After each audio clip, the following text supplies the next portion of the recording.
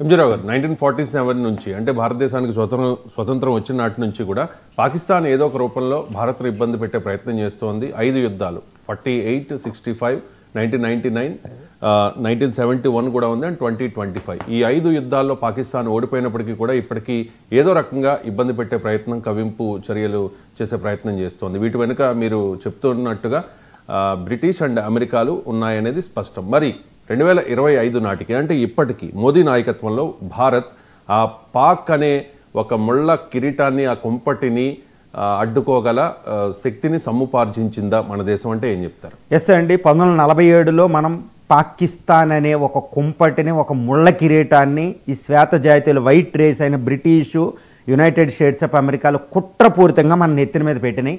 అది ఎప్పుడు ఏదో జీసస్ నెత్తి మీద ఉన్న ముళ్ళ కిరీటం రక్తం ఎప్పుడు పారులట్టు మన నెత్తి మీద ఎప్పుడూ రక్తం పారుతుందండి. మీరు అన్నట్టు 1947-48లో మొట్టమొదటి యుద్ధం చేసాం 2 సంవత్సరాల పాటు.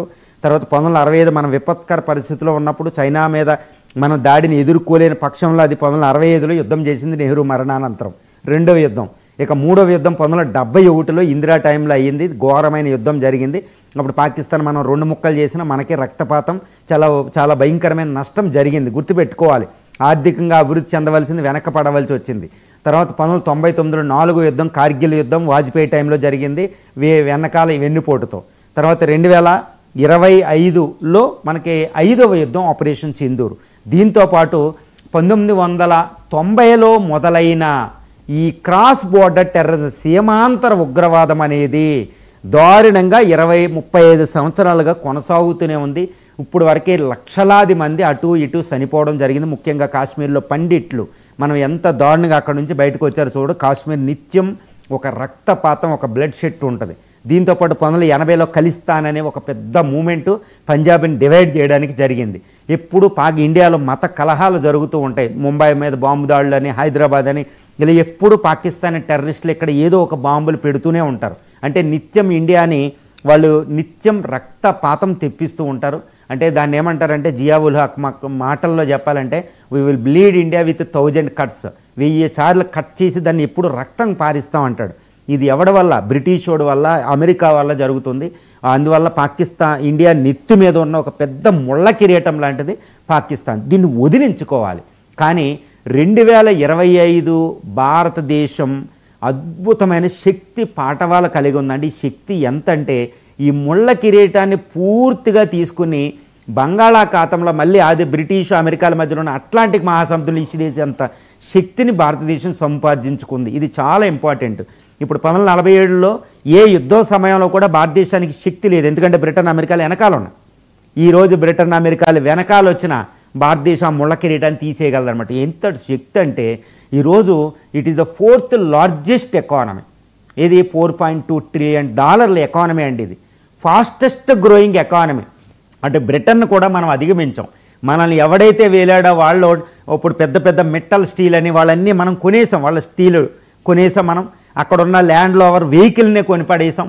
ఆ దేశానికి ఒక ప్రధాన్నే మనం ఇచ్చాం రిషి సునాక్ రూపంలో. బ్రిటిష్ ఆర్థిక వ్యవస్థను మనం అధిగమించేసాం. అంతటి దారుణం. వాడి కంటే ఎక్కువ మంది ఇంగ్లీష్ మాట్లాడేవాళ్ళు ఈరోజు ఇండియాలో ఉన్నారు. ఓకే, 4th లార్జెస్ట్ ఎకానమీ కాకుండా 3rd లార్జెస్ట్ ఎయిర్ ఫోర్స్ ఉంది.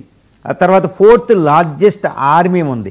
5th లార్జెస్ట్ నేవీ ప్రపంచంలో, బ్లూ వాటర్ నేవీ అంటారు, atomic country. Okay, 6th largest nuclear power, 8th largest space power అండి ఈరోజు. అంటే మనం నిత్యం వారు చేయగలిగినంత స్థితిలో ఈరోజు ఉన్నాం.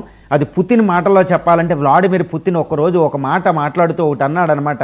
ఎందుకంటే సూపర్ పవర్ అధ్యక్షుడు చెప్పింది ఏంటంటే ఈరోజు భూమి మీద ఏ పవరు కూడా భారతదేశాన్ని ఓడించలేదు 100 సంవత్సరాల యుద్ధంలో కూడా అన్నాడు. That is what the power of the 2025 India. ఈరోజు ఇండియా ఈజ్ ఇండియా అండి. దానికి ఎవరు సాటి కూడా రారనమాట. ఈరోజు 142 crore పాపులేషన్, టెక్నాలజికల్ హబ్ అయిపోతుంది, ఫాస్టెస్ట్ గ్రోయింగ్ ఎకానమీ. చైనా అమెరికాలో అసూయపడే స్థితికి ఉన్నాం. 2047 నాటికి ఇది వికసిత్ భారత్ డెవలప్డ్ నేషన్గా అవుతుంది అని ఎవరో అన్నది, మనం అన్నది కాదు, ఇది మోడీ అన్నది కాదు. International organizations like financial organization like Nomura అని, IMF, IBRD, OECD, standard and Poor, Moody's లాంటి ఆర్గనైజేషన్స్ అన్నీ ఒక కన్సెన్షువల్గా అంటే ఒక ఏకాభిప్రాయంతో చెప్పిన క్యాలిక్యులేషన్స్ అనమాట. 2047 నాటికి India is going to become the super power by సర్పాసింగ్ the present existing super power of the United states of America. అమెరికాను దాటి 2వ స్థానంలో చైనా వెనకాల ఉండబోతున్నాం. ఈరోజు ఆ మార్గంలో ఉన్నాం. అంటే బ్రిటిష్ వాడు పాకిస్తాన్ ఎందుకు క్రియేట్ చేశారంటే ఇండియా పూర్వవైభవం రాకూడదని. మరి ఆ పూర్వవైభవం ఆల్రెడీ వచ్చింది, ఆ రూట్లో మనం వెళ్ళిపోతున్నాం. అంటే పూర్వవైభవం వచ్చింది అంటే బ్రిటిష్ వాడు క్రియేట్ చేసిన ముళ్ళ కిరీటాన్ని తీసి ఇసిరేయగలుగుతాం. So this is what an historic opportunity god by the present India, present leader. ఎప్పుడు కూడా ఇండియా అంటే ఆ లీడర్ ఎవరు అనేది ఇంపార్టెంట్. ఫర్ ఎగ్జాంపుల్ 323 BCలోకి వెళ్తే ఆ రోజు అశోకుడు ఉన్నాడు. అశోకుడు శాంతి దూత ప్రపంచానికి. ముందు మౌర్య చంద్రగుప్తుడు, తర్వాత శాతవాహనులు వచ్చారు, తర్వాత సముద్రగుప్తుడు ఈ మంగోల్ అటాకల్ని, చెంగీజ్ ఖాన్ అటాకల్ని తరిమి కొట్టగలిగారు. గుర్తుపెట్టుకోవాలి, ఇండియాకి ఎప్పుడు కూడా అద్భుతమైన లీడర్లు వస్తూ ఉంటారు. తర్వాత మహాత్మా గాంధీ, తర్వాత జవహర్లాల్ నెహ్రూ, తర్వాత ఇందిరా, తర్వాత ఈరోజు చూస్తే ఈరోజు మోడీకి ఒక అవకాశం వచ్చింది. అవకాశం పాకిస్తాన్, బ్రిటిషు, శ్వేతజాతీయులు భారతదేశ చరిత్రలో భారతదేశాన్ని ఎప్పుడు అణచడానికి పెట్టిన ఒక ముళ్ళ కిరీటం లాంటి పాకిస్తాన్ని వదిలించుకునే శక్తి ఈరోజు భారతదేశానికి లభించింది. మరి మోడీ ఏం ఆలోచిస్తారు అనేది ఈరోజు ఇండియా పాకిస్తాన్ బోర్డర్లో ఉన్న ఒక బిగ్ ప్లాన్ ద్వారా మనం అర్థం చేసుకోవచ్చు. ఎంజీరావు గారు, పాకిస్తాన్ విషయానికి వస్తే దేశ విభజన తర్వాత అంటే